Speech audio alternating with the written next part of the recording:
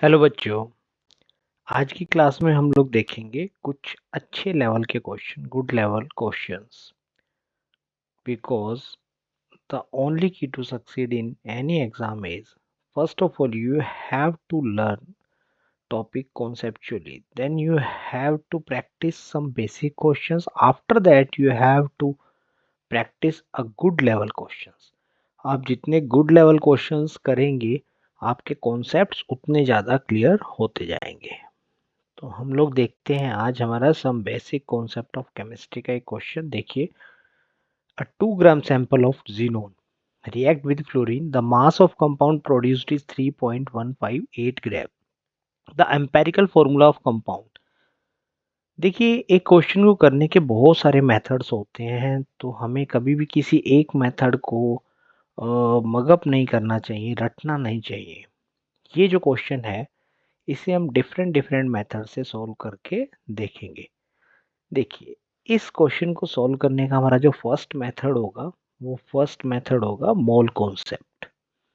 तो हम लोग पहले इसे मोल कॉन्सेप्ट से सॉल्व करते हैं। तो देखिए, जब आप इसे मोल कॉन्सेप्ट से सॉल्व करते हैं तो क्या होगा, हमें सबसे पहले ये रिएक्शन लिखनी पड़ेगी। इस रिएक्शन में क्या हो रहा है, देखिए जीनोन जो है वो फ्लोरीन से रिएक्ट कर रहा है, तो हम कह सकते हैं जीनोन रिएक्ट कर रहा है किससे, फ्लोरीन से, F2 से। और एक कंपाउंड दे रहा है, जीनोन फ्लोराइड दे रहा है, बट हमें जीनोन फ्लोराइड का फॉर्मूला नहीं पता। तो मान लीजिए हम लोग जीनोन फ्लोराइड का फॉर्मूला कर देते हैं XeF, और यहाँ पे कोई ना कोई वैल्यू होगी, उस वैल्यू को हम N लिख देते हैं। अब अगर मैं इस रिएक्शन को बैलेंस करूंगा तो यहाँ पे मुझे N/2 लिखना पड़ेगा। ये हमारी रिएक्शन बन गई है। अगर हम N की वैल्यू कैलकुलेट कर लेते हैं तो यहाँ से हमारा ये क्वेश्चन सॉल्व हो जाएगा। अब N की वैल्यू जो है वो हम कैसे कैलकुलेट करेंगे वो देखिए, हम लगाते हैं मोल कॉन्सेप्ट। यहाँ साफ साफ दिखाई दे रहा है कि जीनोन और XeFn, इन दोनों का जो रेशियो है, मोलर रेशियो है, वो है 1:1। इट मीन्स जितने जीनोन के मोल हम ले रहे हैं उतने ही हमारे पास इस कंपाउंड के मोल भी बन रहे हैं। तो जीनोन के मोल हमारे पास कितने हैं, पहले हम वो कैलकुलेट कर लेते हैं। तो जीनोन के मोल है हमारे पास 2, जो इसका मास है 2 gram, divided by molecular weight of xenon. Xenon का मॉलिक्यूलर वेट होता है 131 ग्राम।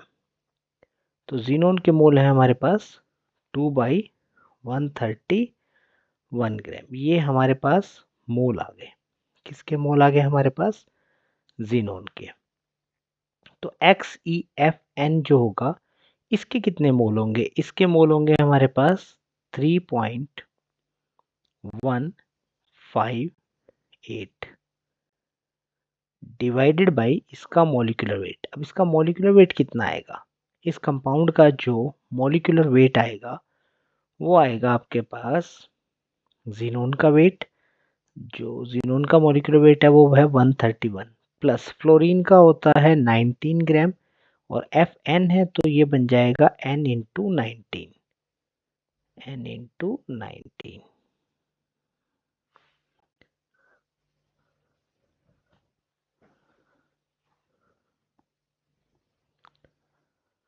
ये हमारे पास मोल हैं किसके, XeFn के।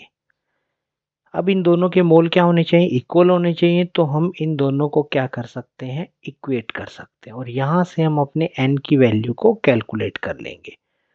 तो हमारे N की जो वैल्यू आएगी वो कितनी आएगी, देखिए वो हमारे पास हो जाएगी 2 इंटू 131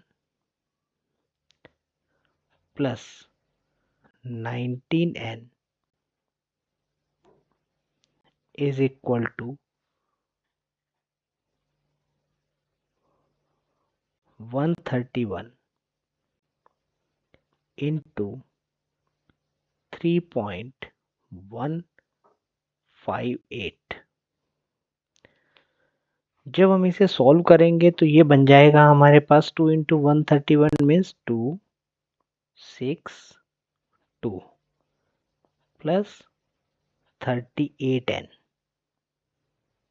इज इक्वल टू, और अगर हम 131 को 3.158 से मल्टीप्लाई करते हैं तो हमारे पास आ जाता है 131 इंटू 3.158 413.698, ये हमारे पास वैल्यू आ जाती है। यहाँ से अगर हम n की वैल्यू कैलकुलेट करते हैं means 38n is equal to 413.698 minus 262, तो ये हमारे पास आ जाएगा,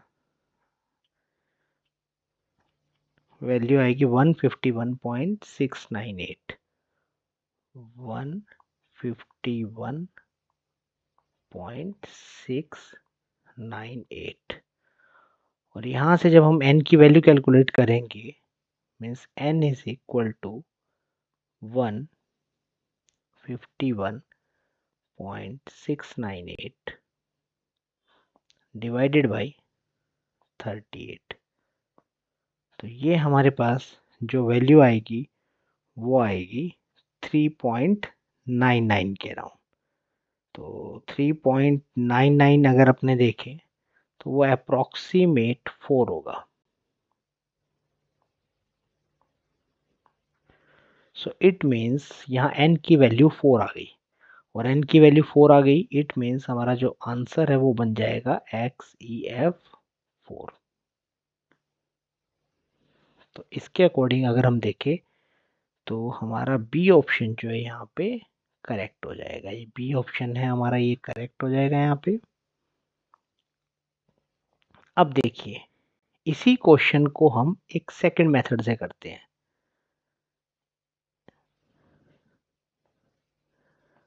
अब वो सेकंड मेथड भी हमारा कुछ मोल कॉन्सेप्ट जैसा ही मेथड है, बट हम वहां पे मास यूज करने वाले हैं। देखिए अगर हम रिएक्शन लिखे XE प्लस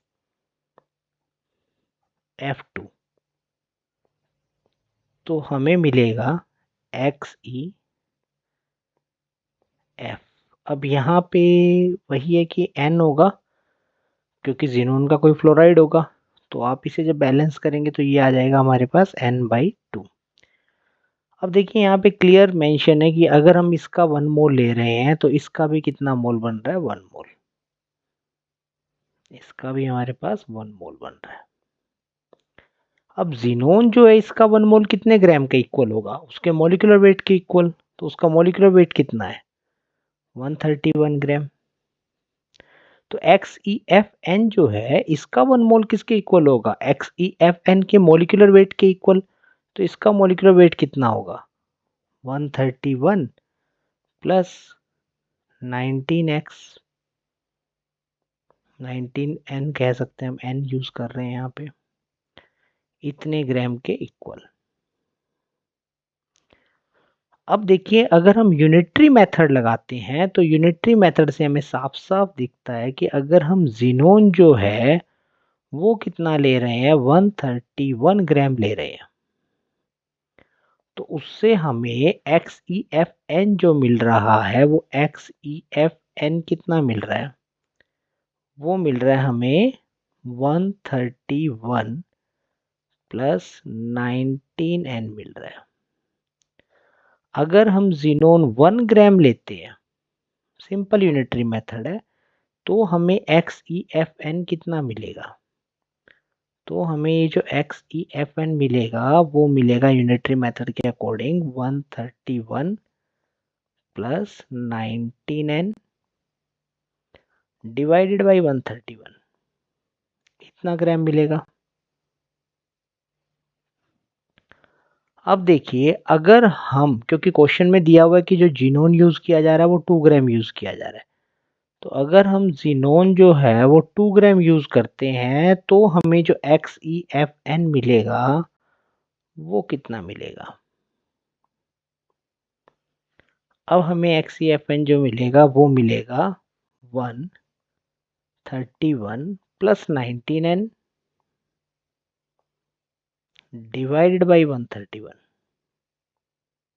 इंटू 2, इतने ग्राम मिलेगा। जबकि हमें क्वेश्चन में XeFn जो कंपाउंड बन रहा है उसकी वैल्यू गिवन है, और उसकी जो वैल्यू गिवन है वो है हमारे पास 3.158। ये देखिए, जो हमारा कंपाउंड बन रहा है उसकी वैल्यू गिवन है वो कितनी है, 3.158। तो हमें जो यूनियन फ्लोराइड मिल रहा है वो कितना मिलेगा ये, और एक्चुअल में कितना है 3.158। तो हम इन दोनों को इक्वेट कर लेते हैं। तो 131 प्लस 19n अपॉन 131 इंटू 2, ये इक्वल होना चाहिए हमारे पास 3.158 के। तो जब यहाँ से हम अपने n की वैल्यू कैलकुलेट करेंगे तो n जो आएगा वो आएगा 4। तो अगेन हमारा जो आंसर आया वो क्या है हमारे पास, XeF4। तो देखिए ये हमारा सेकंड मेथड था जिससे हमने इस क्वेश्चन को सॉल्व किया, सिंपल यूनिटरी मेथड से। Unitary method. अब देखिए हम एक तीसरा मेथड लगाते हैं। ये जो हमारा थर्ड मेथड होगा वो होगा POAC।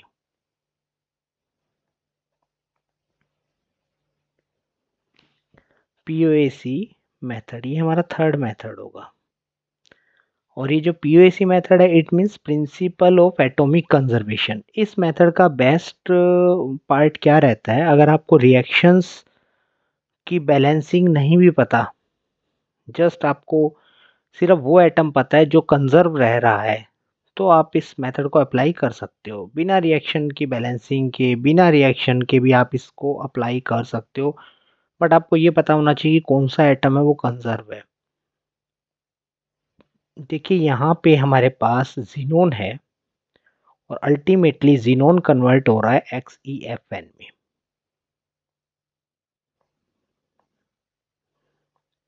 अब होगा क्या, जितना भी जीनोन है, जितने भी जीनोन है वो सारा का सारा जीनोन हमारे पास इस कंपाउंड के अंदर आ जाएगा। इट मीन्स जीनोन यहाँ पे कंजर्व रहने वाला है, या जीनोन के एटम जो है पूरी रिएक्शन में कंजर्व रहने वाले हैं। रिएक्टेंट में जीनोन जो है वो प्रोडक्ट में जीनोन के इक्वल आने वाला है। तो हम लोग ये कह सकते हैं कि number of moles of xenon atom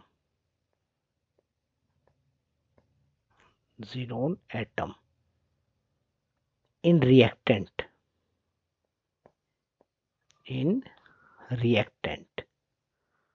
अब रिएक्टेंट कौन है, रिएक्टेंट तो जीनोन ही है, will be equal to number of moles of xenon in product. Product कौन है हमारे पास, XeFn। तो जीनोन एटम के जितने मोल रिएक्टेंट में हैं उतने ही जीनोन एटम के मोल्स प्रोडक्ट में होंगे। अब देखिए अगर हम यहाँ पे देखें तो रिएक्टेंट में जीनोन का अगर हम 1 मोल लेते हैं तो उसमें जीनोन के एटम्स भी कितने होंगे, 1 मोल।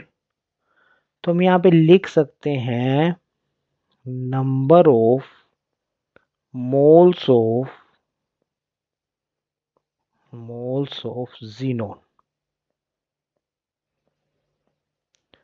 ये रिएक्टेंट की बात हुई, इज इक्वल टू, अब हम प्रोडक्ट की बात करें तो देखिए अगर मैं XeFn लिखता हूं, अगर मैं इसको 1 लिखता हूं यहाँ पे, अगर मैं इसका 1 मोल लेता हूं तो उसमें जीनोन के एटम भी 1 मोल होंगे। अगर मैं इसके 2 मोल लेता हूं तो वहां पे जीनोन के एटम भी 2 मोल होंगे प्रोडक्ट में। इट मीन्स प्रोडक्ट में जितने XeFn के मोल हैं, Xe या जीनोन एटम के भी उतने ही मोल है। तो हम ज़ीनोन एटम्स के जो मोल हैं उनको इस प्रोडक्ट की फॉर्म में कैसे लिख सकते हैं? हम ये लिख सकते हैं 1 इंटू मोल ऑफ XeFn।